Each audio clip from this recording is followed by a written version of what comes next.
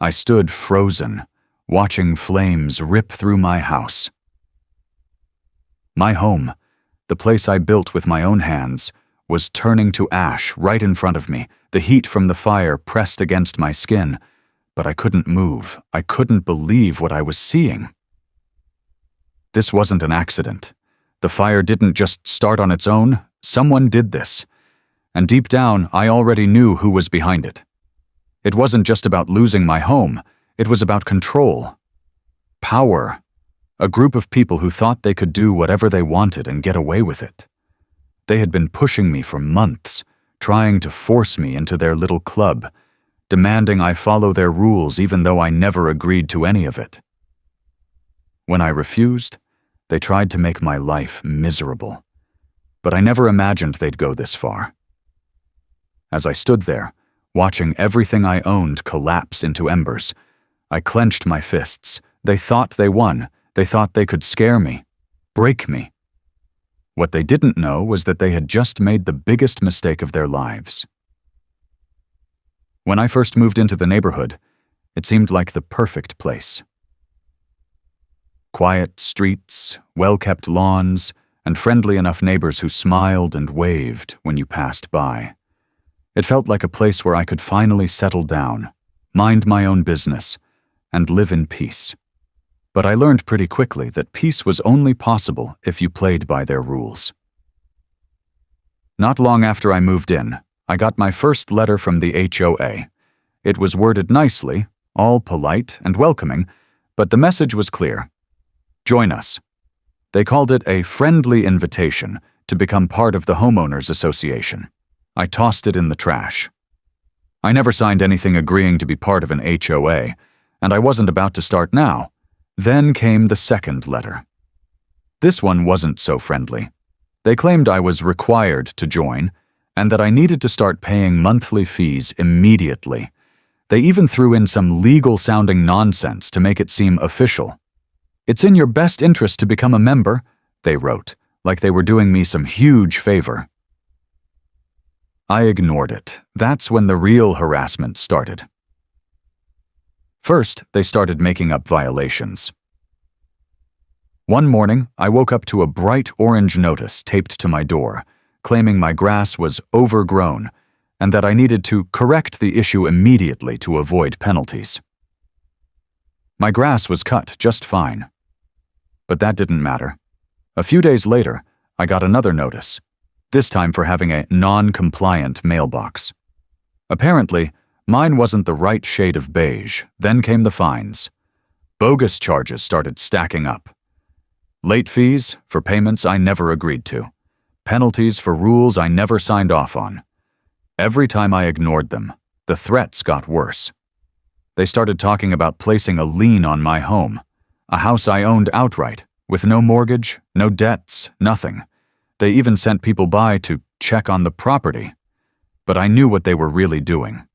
It wasn't about maintenance. It was intimidation. A reminder that they were watching, waiting for me to slip up. But I wasn't backing down. I didn't owe them a damn thing. I didn't sign their contracts. I didn't ask for their services. And I wasn't about to start bending to their rules now. They could send all the letters they wanted, slap as many fake fines on my door as they pleased. I wasn't paying a single cent. And that's when they decided to take things to the next level.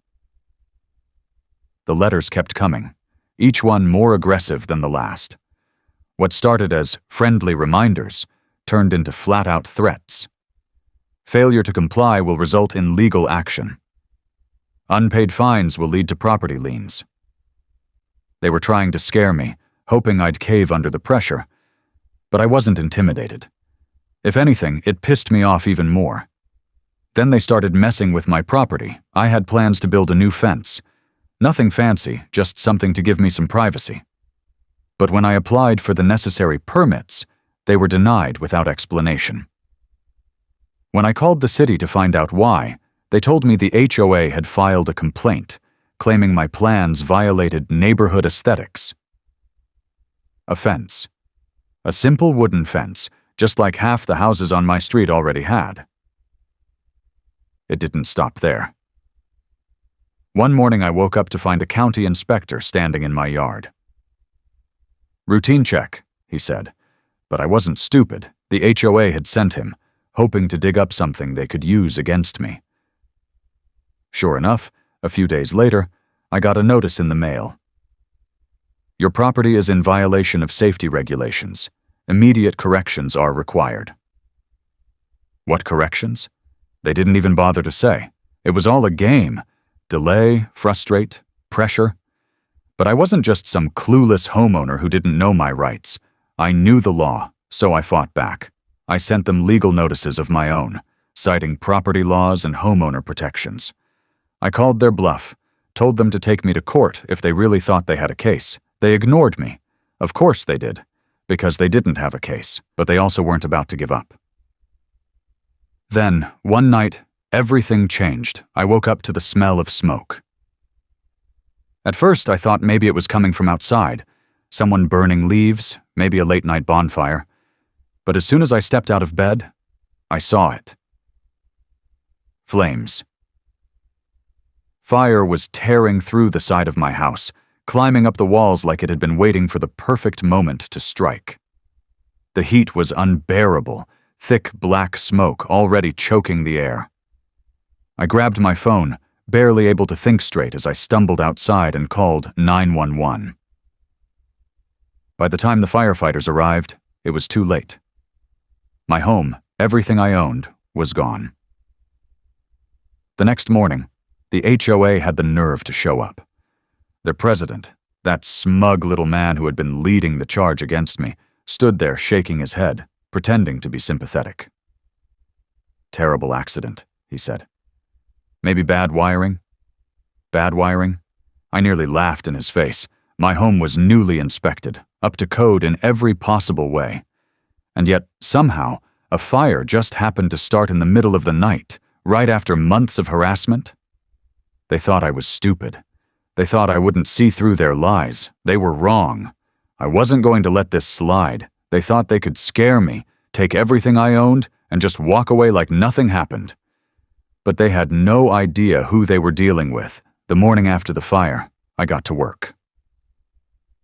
I called in real investigators, not the kind the HOA could bribe or intimidate, but professionals who knew how to dig up the truth. They combed through the wreckage, checking every inch of what was left. And sure enough, it didn't take long before they found what I already suspected. This wasn't an accident. The fire had been set intentionally. That was all I needed. I took their findings, paired them with the months of threats, fake violations, and harassment, and built a case, a solid, airtight case. When I confronted the HOA with the evidence, they acted like I was making it all up. "This is ridiculous," the president scoffed. "You can't prove anything." He was still smug, still so sure they were untouchable. That's when I dropped the bombshell. "I'm not just a homeowner," I said, staring him dead in the eye. "I'm a federal judge." The color drained from his face so fast I thought he might pass out. The other board members looked at each other, panic setting in for the first time. "You messed with the wrong person." That was when the real fun began. I hit them with lawsuits so hard they didn't know what hit them. Fraud, arson, conspiracy, you name it, I had it covered. And as soon as the pressure mounted, they did exactly what I knew they would. They turned on each other. Board members started spilling secrets, throwing blame around, desperately trying to save themselves. Some admitted to falsifying violations. Others confessed they knew about the fire but kept quiet. It was a full-blown collapse from the inside. The evidence piled up. Witnesses came forward, and before long, the HOA wasn't just facing civil penalties. Some of them were looking at serious jail time. They thought they were powerful. They thought they could bully people, cheat the system, and get away with it. But they were wrong. And now they were going to pay for it. The fallout was brutal. The HOA had spent years throwing their weight around, thinking they were untouchable. But now, they were finished. The lawsuits bled them dry. The fines stacked up so high they had no way to recover. every bogus fee they ever charged, every fake violation they ever handed out, it all came crashing back down on them.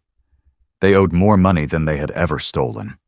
And then came the criminal charges. Investigators dug deep, and the truth came out in court. Fraud, extortion, arson. Some board members cut deals, turning in the ones who had ordered the fire. Others weren't so lucky. A few of them ended up behind bars, right where they belonged. But the best part? Their own houses went up for auction. They had to sell their homes to pay for damages and legal fees. The same people who tried to control the neighborhood, who thought they could ruin me. They lost everything. And me? I got my land back. I didn't just buy it. I made sure every trace of the old HOA was wiped off the map. No more threats, no more fake rules, no more bullies trying to run the show. The neighborhood changed after that. People celebrated. Nobody missed the HOA. In fact, some of my neighbors told me they had been waiting for someone to stand up to them for years.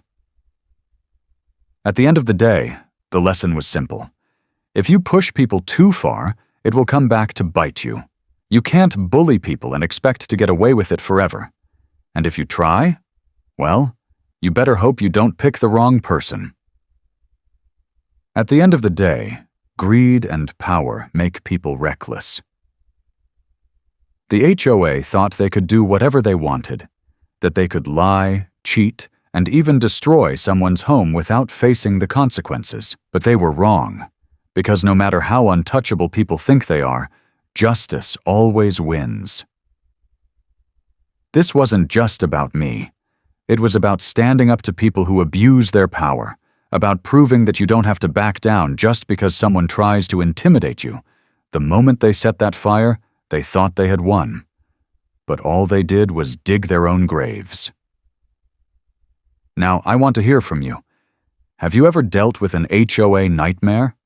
Did they try to hit you with bogus fines, make your life miserable, or pull something shady? Drop your story in the comments. Let's talk about it, because stories like these need to be heard. And remember, next time someone tries to push you around, make sure they don't regret it.